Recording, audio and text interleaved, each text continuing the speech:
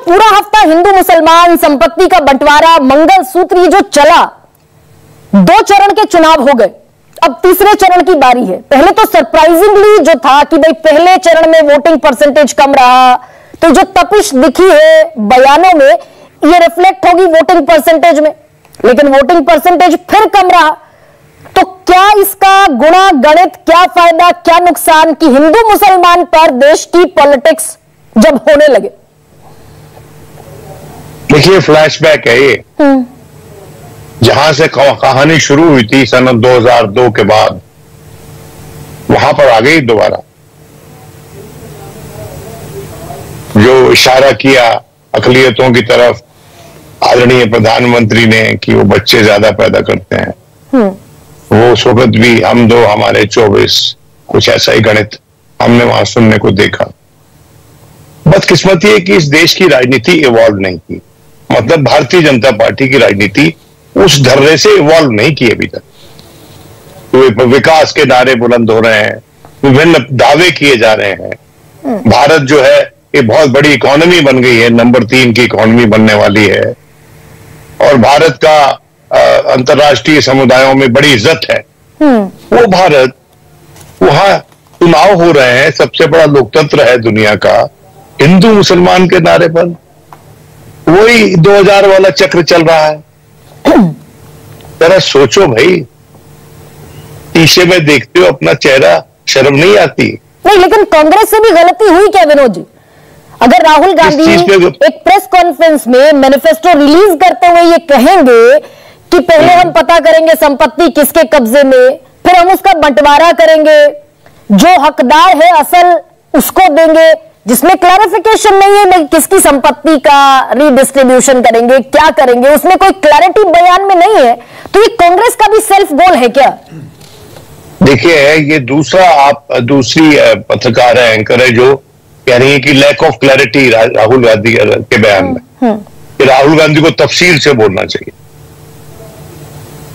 तो माननीय प्रधानमंत्री भी तफसील से बोले ना, बोले लगातार, लेकिन माननीय प्रधानमंत्री एक दिन एक राग में गाते हैं, दूसरे दिन कहते हैं कि मुसलमान भाइयों के लिए मैं कोटा बढ़वा रहा हूं हज का और उनकी सुविधाएं बढ़वा रहा हूं।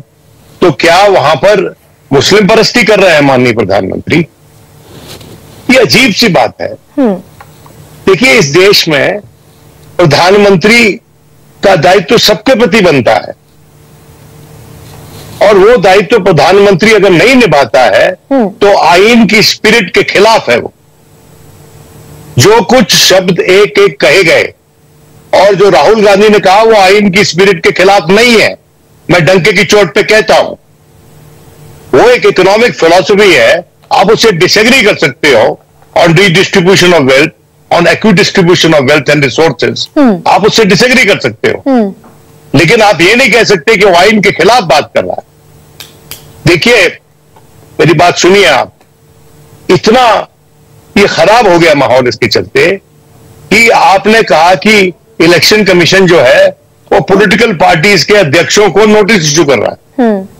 हाँ भाई, वो मरता क्या ना करता, अपनी अपॉइंटिंग अथॉरिटी को करेगा क्या नोटिस इशू? इलेक्शन कमीशन क्या अपनी अपॉइंटिंग अथॉरिटी को नोटिस इशू करेगा क्या? अपॉइंटिंग अथॉरिटी कौन है आप जानती हैं? माननीय प्रधानमंत्री, उनके जो है नियुक्त होम मिनिस्टर या कोई और मंत्री, और लीडर ऑफ ऑपोजिशन जो माइनॉरिटी ऑफ 1 में है इन हाउस ऑफ 3। तो ये अनर्गल सवाल है। नहीं, लेकिन मैं विनोद जी थोड़ा क्लैरिटी मुझे और मेरे दर्शकों को दोनों को दीजिए कि कांग्रेस का मैनिफेस्टो भले ही खुले तौर पर ये ना कहता हो, लेकिन राहुल गांधी का जो बयान है उसमें तो ये है कि भाई हम संपत्ति पर कब्जा किसका पहले देखेंगे, फिर बंटवारा करेंगे। क्लैरिटी नहीं। दूसरी चीज, प्रधानमंत्री कोट कर रहे हैं doctor Manmohan Singh, former prime minister के बयान को, जो 2006 में उन्होंने दिया कि पहला हक देश के संसाधनों पर मुसलमानों का है। देखिए, मेरी बात सुनिए, उन्होंने, मैं उसको बयान को कई बार 2006 से पढ़ चुका हूं। अब मुझे अंग्रेजी न समझाए कोई, अगर किसी को समझ में नहीं आ रही है तो जाके सीख के आए अंग्रेजी। देखिए, उन्होंने 3-4 सोशल ग्रुप्स का नाम लिया तत्कालीन प्रधानमंत्री ने, और उन्होंने कहा कि we have to put special focus on these sections ताकि इनका उत्थान हो सके। और उसमें मुसलमान भी है, खासकर उसमें माइनॉरिटीज भी है, खासकर मुसलमान। खासकर मुसलमान क्यों? क्योंकि मुसलमान का जो यहाँ पर स्टेटस है हमारे भारत में, वो खास होना पड़ेगा, हिंदुओं के बाद खास होना पड़ेगा, क्योंकि वो 20 करोड़ हैं। वो सेकंड लार्जेस्ट मेजॉरिटी है भाई इस देश की। आप उसको शुद्ध कर दोगे, उसको नाराज कर दोगे, उसको यतीम रहने दोगे, उसको गरीब रहने दोगे, काहे क्यों आप भाई इस देश के करता धरता।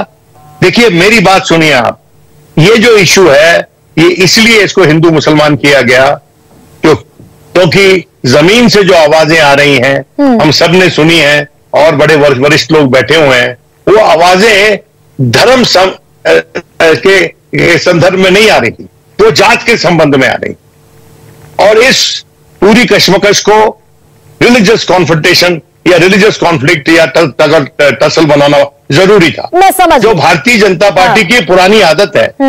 देखिए मेरी बात सुनिए कि इस देश में आज के दिन जो डिस्कशन है वो एजुकेशन पे होना चाहिए, वो एम्प्लॉयमेंट पे होना चाहिए, वो इन्फ्लेशन पे होना चाहिए, वो रिडिस्ट्रीब्यूशन ऑफ वेल्थ पे होना चाहिए संजीदा। क्यों तमाम दुनिया में बर्नी सैंडर्स क्या बोलता है अमेरिका में? बर्नी सैंडर्स जो अमेरिका में जो परमानेंट, जिसकी एक बहुत भारी सपोर्ट बेस है अमेरिका में, वो क्या बोलता है? वो यही बात करता है। वो कहता है ये जो कैपिटलिस्ट हैं इन्होंने सारा धन अपने पास समेट के रखा हुआ है और ये इमिग्रेंट्स का सवाल इसलिए उठाते हैं ताकि आम जनता को शुद्ध कर दें और ये कहें ये लोग तुम्हारा हिस्सा खा रहे हैं। लेकिन ये समझाना मुश्किल हो गया क्या विनोद जी? ये सवाल बड़ा महत्वपूर्ण, उनका असल में उनका हिस्सा वो स्वयं खा रहे हैं।